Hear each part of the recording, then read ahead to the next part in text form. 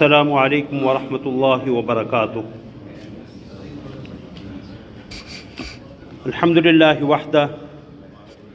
والصلاة والسلام علی من لا نبی بعدہ،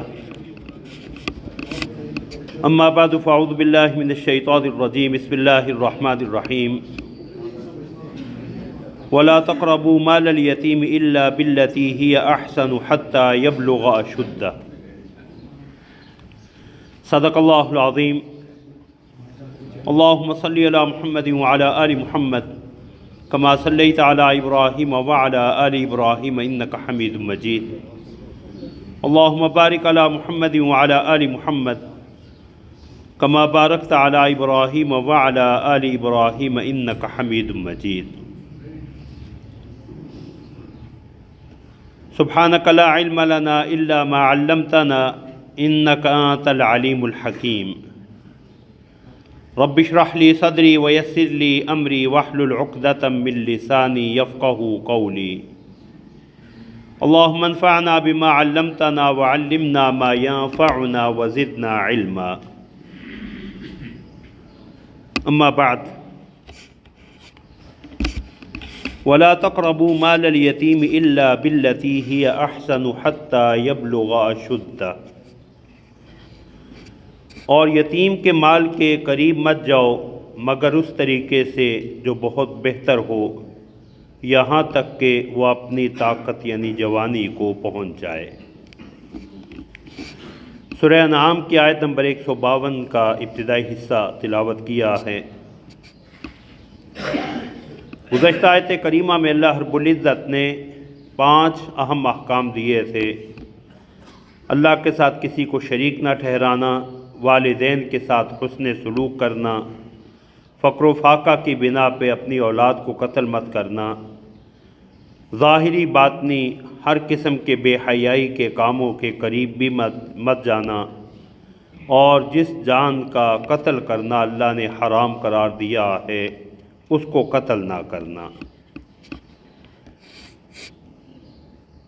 چھٹا حکم جو آیت نمبر 152 کے آغاز میں ہے، یتیم کے مال کے قریب نہ جانا مگر اس طریقے سے جو بہتر ہو۔ یتیم وہ چھوٹا بچہ ہے جس کے والد دنیا سے چلے جائیں، وہ نابالغ بچہ جس کے والد دنیا سے چلے جائیں۔ حضرت علی رضی اللہ تعالیٰ عنہ کی حدیث ہے کہ لا یتم بعد احتلام، بالغ ہونے کے بعد شرعاً یتیم وہ نہیں رہتا، کیونکہ وہ خود بالغ ہو گیا ہے، تو شرعی طور پہ یتیم وہ نابالغ بچہ ہے جس کا والد دنیا سے چلا جائے۔ تو اللہ رب العزت نے فرمایا کہ یتیم کے مال کے قریب نہ جانا مگر اس طریقے سے جو بہتر ہو۔ باللتی ہی احسن کا مفہوم حضرات مفسرین نے یہ بیان کیا ہے کہ مقصود یتیم کے مال کی حفاظت ہو اور اس کی نشو و نما ہو، کہ المحافظۃ علیہا وتثمیرھا یا تنمیتھا، یتیم کے مال کو محفوظ رکھنا اور اسے کاروبار میں لگا کے اسے بڑھانا تاکہ وہ پڑا پڑا ضائع نہ ہو جائے یا ختم نہ ہو جائے۔ زمانہ جاہلیت میں یتیم کے مال کھانے کی 3 بڑی صورتیں رائج تھیں۔ ایک تو یہ کہ یتیم کا مال اسے سرے سے دیتے ہی نہیں تھے، سارے کا سارا جو ہے وہ ہڑپ کر لیتے، یتیم کو کچھ بھی نہ دیا جاتا۔ دوسری صورت یہ تھی کہ یتیم کا اچھا مال ہتھیا لیتے اور اس کی جگہ اپنا گھٹیا مال اسے دے دیتے۔ تیسرا یہ تھا کہ کاروبار کے نام پہ اس کے مال کو اپنے مال کے ساتھ ملاتے اور اس طور پہ اسے کھا جاتے، ظاہر یہی کرتے کہ ہر سال جو ہے وہ نقصان ہی ہو رہا ہے، اور اس طور پہ یتیم کا مال جو ہے وہ ختم کر دیتے۔ تو اللہ رب العزت نے قرآن کریم میں ان تینوں صورتوں کو منع فرمایا۔ سورہ نساء کی دوسری آیت مبارکہ میں وآتوا الیتامی اموالہم، یتیموں کو ان کے مال دو، یعنی ان کا مال تمہیں لینے کی تمہارے لیے وہ مال حلال نہیں ہے۔ ولا تتبدلوا الخبیث بالطیب، اور ان کے اچھے مال کے بدلے میں اپنا گھٹیا مال بھی ان کے حوالے نہ کرو۔ اور تیسری صورت ولا تأکلوا اموالہم الی اموالکم، ان کے مالوں کو اپنے مال کے ساتھ ملا کے ہڑپ مت کر جاؤ، مت کھا جاؤ۔ میں انہ کان حوبا کبیرا، بلا شبہ یہ بہت بڑا گناہ ہے۔ تو اللہ رب العزت نے ارشاد فرمایا کہ یتیموں کے مال کے قریب نہ جانا مگر اس طریقے سے جو بہتر ہو، کہ مقصود یتیم کے مال کی حفاظت اور اس کی نشو و نما ہو۔ حتیٰ یبلغ اشدہ، یہاں تک کہ وہ اپنی جوانی کو پہنچ جائے۔ اشد کا لفظی معنی طاقت اور قوت ہے، یہاں مقصود جو ہے وہ اس کا بالغ ہونا، اور بالغ ہونے کے بعد سمجھ بوجھ کا حامل ہونا۔ اللہ رب العزت نے سورہ نساء میں ہی اس کی وضاحت بیان فرمائی کہ وابتلوا الیتامی حتی اذا بلغوا النکاح، کہ یتیموں کو آزمایا کرو، جانچا کرو، انہیں کوئی چھوٹا موٹا سودا ان سے منگوا لیا، کوئی لین دین کا کام کروا لیا۔ حتیٰ اذا بلغوا النکاح، یہاں تک کہ جب وہ نکاح کی عمر کو پہنچ جائیں، بالغ ہو جائیں۔ فَإِنْ آنَسْتُم مِّنْهُمْ رُشْدًا فَادْفَعُوا إِلَيْهِمْ أَمْوَالَهُمْ، پھر اگر تم ان میں سمجھ بوجھ دیکھو کہ وہ پیسے کو ضائع نہیں کر دیں گے، اپنے اس مال کی حفاظت کر لیں گے، تو فَادْفَعُوا إِلَيْهِمْ أَمْوَالَهُمْ، تو ان کے مال ان کے حوالے کر دو۔ تو یہاں اللہ رب العزت نے دو چیزیں بیان فرمائیں، ایک تو حتیٰ اذا بلغوا النکاح، ان کا بالغ ہونا، یعنی بالغ ہونے سے پہلے ان کا مال ان کے حوالے نہ کیا جائے، اور دوسرا فَإِنْ آنَسْتُم مِّنْهُمْ رُشْدًا، بالغ ہو گئے لیکن ابھی سمجھدار نہیں ہیں اور وہ اپنے اس مال کو ضائع کر بیٹھیں گے، تو اس صورت میں بھی ابھی ان کے مال کو اپنی حفاظت میں ہی رکھو اور اسے کاروبار میں لگائے رکھو کہ وہ بڑھتا رہے۔ فَادْفَعُوا إِلَيْهِمْ أَمْوَالَهُمْ، جب تم دیکھو کہ اب وہ سمجھدار ہو گئے ہیں، نفع نقصان کو سمجھتے ہیں، اپنے مال کی حفاظت کر لیں گے، تو فَادْفَعُوا إِلَيْهِمْ أَمْوَالَهُمْ، ان کے مال ان کے حوالے کر دو۔ امام ابو حنیفہ رحمۃ اللہ علیہ نے، حضرات مفسرین نے مختلف سالوں کی تعیین کی ہے۔ امام ابو حنیفہ رحمۃ اللہ علیہ کا موقف یہ ہے کہ 25 سال کی عمر میں یتیم کو اس کا مال اس کے حوالے کر دیا جائے۔ اگر وہ اس سے پہلے اس میں سمجھ بوجھ ہے تو ٹھیک، ورنہ 25 سال کی عمر ایسی ہے کہ جس میں انسان کسی نہ کسی درجے میں اپنے نفع نقصان کو سمجھنا شروع کر دیتا ہے، تو اس عمر میں اس کا مال اس کے حوالے کر دیا جائے۔ وَلَا تَأْكُلُوهَا إِسْرَافًا وَبِدَارًا أَن يَكْبَرُوا، فرمایا فضول خرچی کرتے ہوئے، بیجا خرچ کرتے ہوئے اور جلد جلد استعمال کرتے ہوئے اس مال کو مت کھا جانا، کہ یتیم کے کھلانے میں ہی، یتیم کی پرورش میں ہی تم حد اعتدال سے تجاوز کرو۔ وَبِدَارًا، اور اس کے مال کو جلد از جلد خرچ کرنے کی فکر میں لگے رہو۔ ان یکبروا، کہ وہ بڑا ہو جائے گا تو پھر مال کا مطالبہ کرے گا۔ تو فرمایا وَمَنْ كَانَ غَنِيًّا فَلْيَسْتَعْفِفْ وَمَنْ كَانَ فَقِيرًا فَلْيَأْكُلْ بِالْمَعْرُوفِ، اگر یتیم کا سرپرست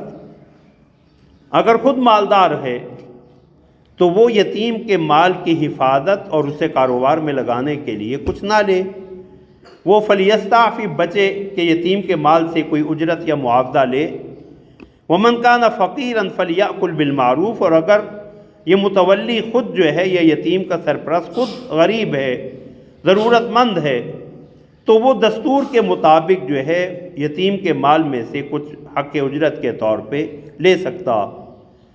کہ اگر وہ یتیم کا مال کسی اور کو اجرت جو ہے وہ کاروبار میں لگانے کے لیے دیتا، اس کی دیکھ بھال کے لیے کسی کو ملازم رکھتا، تو جو دستور کے مطابق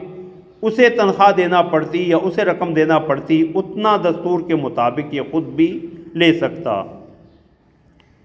فرمایا فَإِذَا دَفَعْتُمْ إِلَيْهِمْ أَمْوَالَهُمْ فَأَشْهِدُوا عَلَيْهِمْ،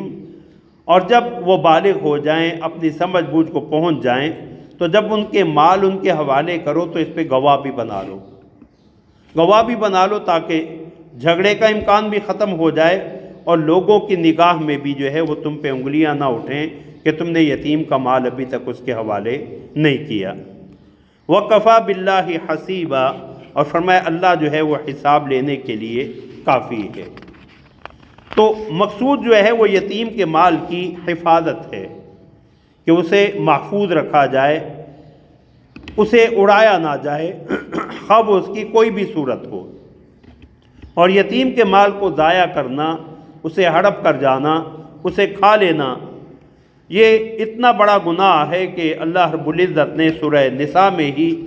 فرمایا ان الذین یأکلون اموال الیتامی ظلما انما یأکلون فی بطونہم نارا وسیصلون سعیرا، کہ بے شک جو لوگ یتیموں کا مال ناحق کھاتے ہیں، ظلم کرتے ہوئے ان کا مال ہڑپ کر لیتے ہیں، انما یأکلون فی بطونہم نارا، وہ اپنے پیٹ میں آگ بھر رہے ہیں، آگ کھا رہے ہیں۔ کہ یہ ظاہری طور پہ تو مال و دولت ہے، لیکن حقیقت میں جو ہے وہ جہنم کی آگ سے اپنے پیٹ کو بھر رہے ہیں۔ وَسَيَصْلَوْنَ سَعِيرًا، اور عنقریب وہ بھڑکتی ہوئی دہکتی ہوئی آگ میں جا پہنچیں گے۔ تو اللہ رب العزت نے یہاں بھی اور دیگر مقامات پہ بھی آیت بر میں، سورہ اسراء میں بھی وَلَا تَقْرَبُوا مَالَ الْيَتِيمِ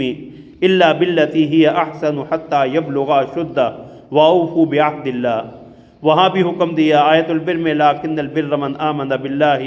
وَالْمَلَائِكَةِ وَالْكِتَابِ وَالنَّبِيِّينَ وَآتَى الْمَالَ عَلَىٰ حُبِّهِ ذَوِي الْقُرْبَىٰ وَالْيَتَامَىٰ وَالْمَسَاكِينِ، اللہ رب العزت نے یتیموں کے حق کو جو ہے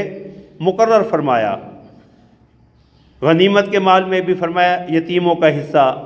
یسألونک ماذا ينفقون، یہ آپ سے پوچھتے ہیں کیا خرچ کرے، تو فرمایا تم جو کچھ بھی خرچ کرو فللوالدین والاقربین والیتامی، تو اس میں والدین کا حق ہے، قریبی رشتہ داروں کا حق ہے، یتیموں کا حق ہے۔ تو یتیموں کے مال کی حفاظت کرنا ضروری ہے،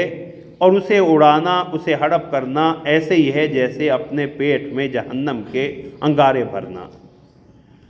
جب یہ آیت کریمہ نازل ہوئی تو حضرات صحابہ پہ بڑا خوف طاری ہوا، اور انہوں نے یتیم کے مال کو اپنے مال سے بالکل الگ کر دیا کہ کہیں غیر ارادی طور پہ بھی یتیم کا کوئی مال یا اس کا کوئی حصہ ہمارے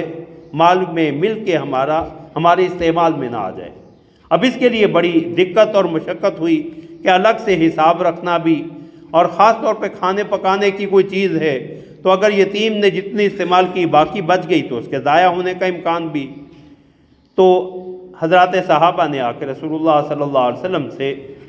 استفسار کیا، تو قرآن کریم نے جو صحابہ کرام کے سوالات ذکر کیے ہیں ان میں یتیموں کے بارے میں بھی وَيَسْأَلُونَكَ عَنِ الْيَتَامَىٰ، کہ یہ یتیموں کے بارے میں آپ سے سوال کر رہے ہیں۔ تو فرمایا یتیموں کے بارے میں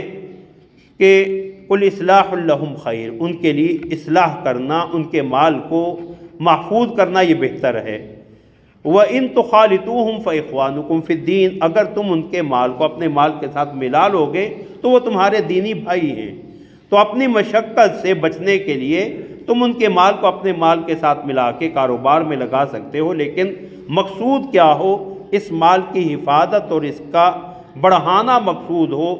یہ مقصود نہ ہو کہ اس کا مال جو ہے وہ ضائع کر دیا جائے یا ہڑپ کر لیا جائے۔ اللہ رب العزت نے جہاں قرآن کریم میں یتیم کے مال کو کھانا جو ہے وہ آگ کے انگارے پیٹ میں بھرنے سے تعبیر فرمایا، وہیں رسول اللہ صلی اللہ علیہ وسلم کی متعدد احادیث میں رسول اللہ صلی اللہ علیہ وسلم نے یتیم کے حق کو جو ہے وہ بیان فرمایا۔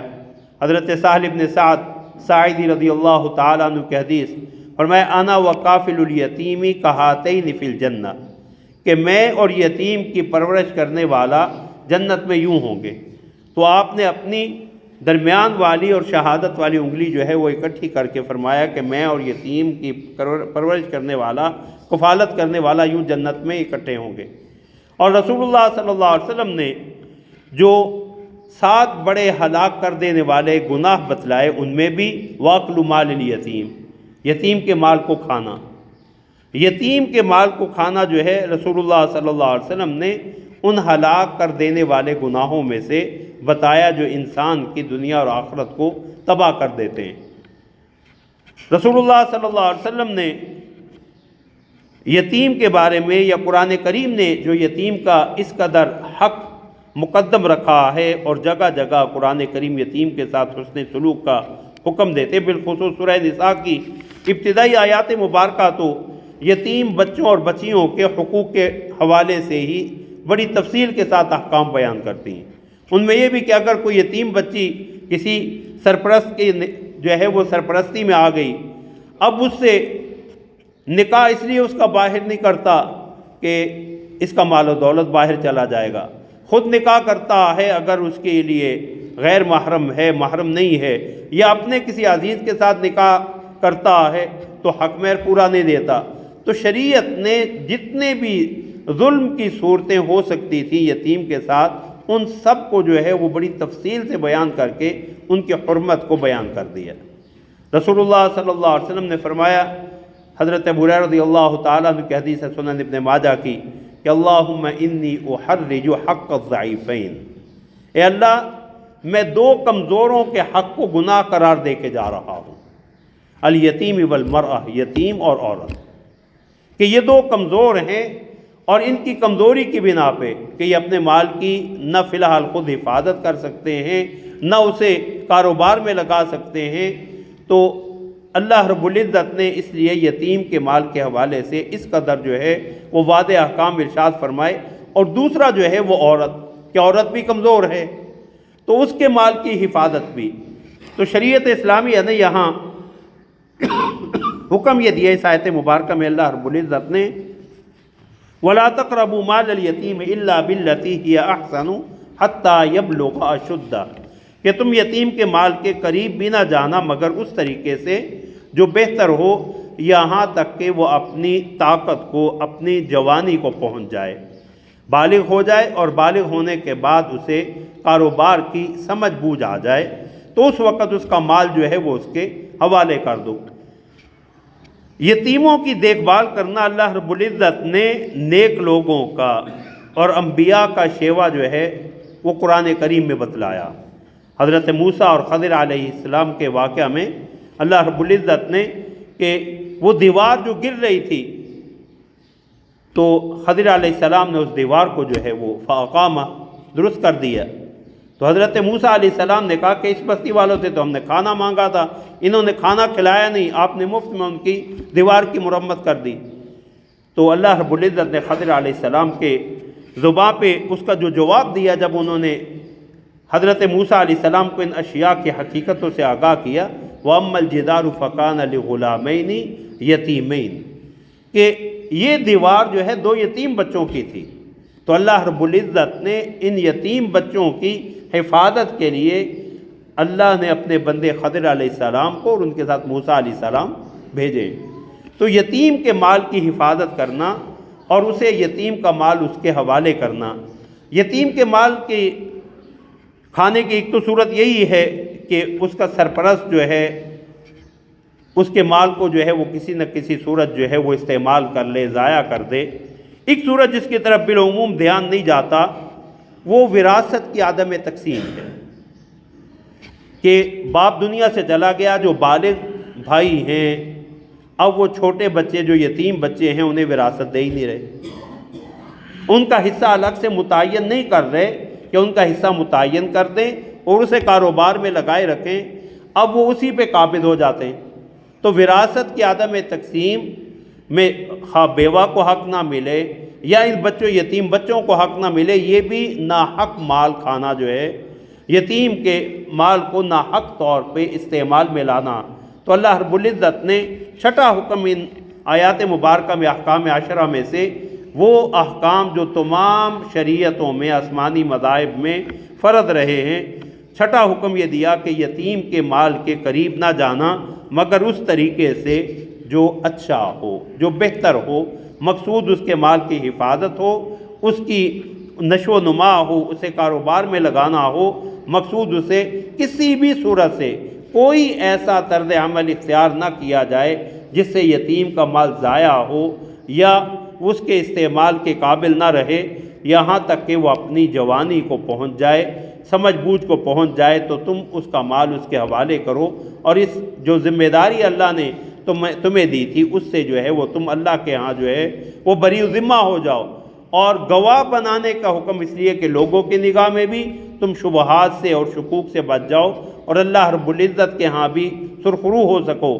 اور مستقبل میں اختلافات سے بھی جو ہے وہ بچ سکو۔ اللہ رب العزت ہمیں حقوق العباد کی ادائیگی کی فکر نصیب فرمائیں۔ تو امام ابن کثیر رحمۃ اللہ علیہ نے لکھا ہے کہ مال تو